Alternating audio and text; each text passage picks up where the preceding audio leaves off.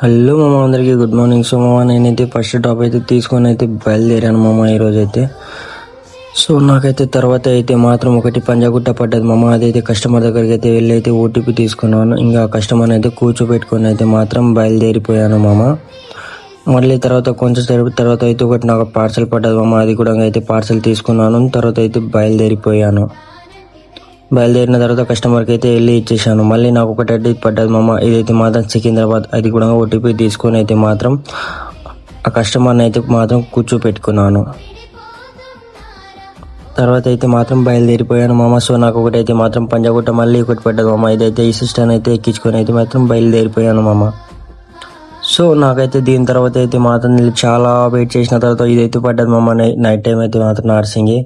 ఇది కూడా ఈ సిస్టర్ని అయితే ఎక్కించుకొని అయితే బయలుదేరిపోయాను మామ. సో ఈ రోజుతో నా ఒక కంటెంట్ ఇంతే మామ. మళ్ళీ ఒక బ్లాగ్తో తిరిగి వస్తాను. అప్పుడు దాకా అందరికీ బాయ్ బాయ్.